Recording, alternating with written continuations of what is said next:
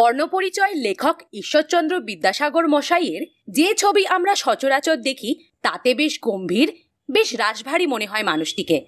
তবে সেই মানুষটিই ছিলেন একাধারে দারুণ রসিক আর ভোজন রসিক। তিনি যেমন খেতে ভালোবাসতেন তেমন ভালোবাসতেন খাওয়াতেও। বাংলা এবং বাঙালির কিছু অনন্য কাহিনী নিয়েই আমাদের এই প্রয়াস অনুগল্প। আজকের পর্ব খাদ্যরসিক বিদ্যাসাগর। পাঠশালা শেষ করে বাবার সঙ্গে বীরসিংহ গ্রাম থেকে কলকাতায় আসেন তিনি।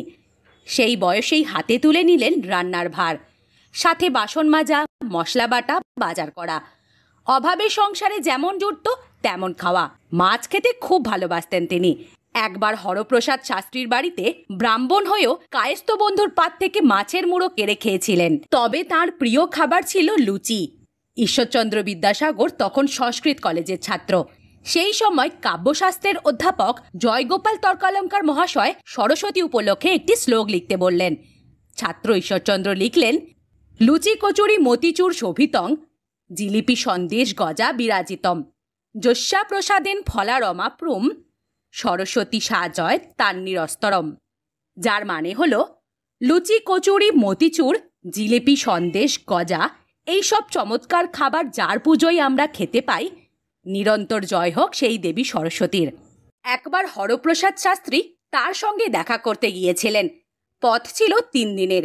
সঙ্গে কলাপাতায় মুড়ে নিয়ে গিয়েছিলেন লুচি।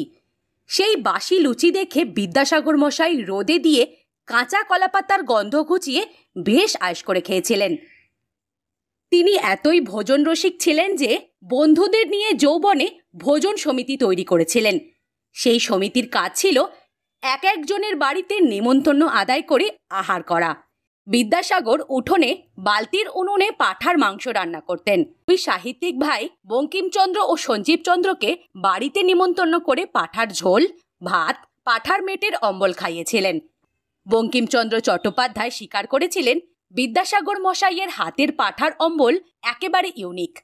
10-12 রকমের অম্বল নাকি তিনি রাঁধতে জানতেন। বেলপোড়া, বেলের মোরব্বাও তিনি খুব পছন্দ করতেন।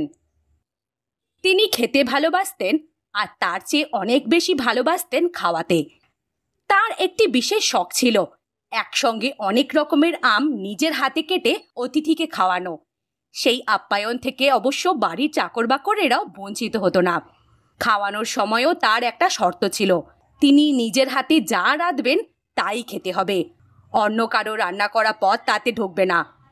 অতিথি যতক্ষণ খেতেন তিনি পাশে বসে থাকতেন, নিজের হাতে পরিবেশন করতেন। প্রায় এই শ্রাদ্ধ বাড়িতে ব্রাহ্মণ ভোজনে তার ডাক পড়ত। সেখানে কিভাবে লুচি সন্দেশ পরিবেশন করতে হবে তা নিয়ে একটি সরস নির্দেশ ছিল।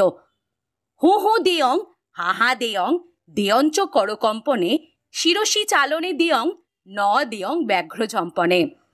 অর্থাৎ হু হু করলে দেবে, হাহা করলে দেবে, মাথা নাড়লেও দেবে। একমাত্র বাঘের মতন ঝাঁপিয়ে যখন কেউ বলবে দিও না, তখন তাকে দেবে না।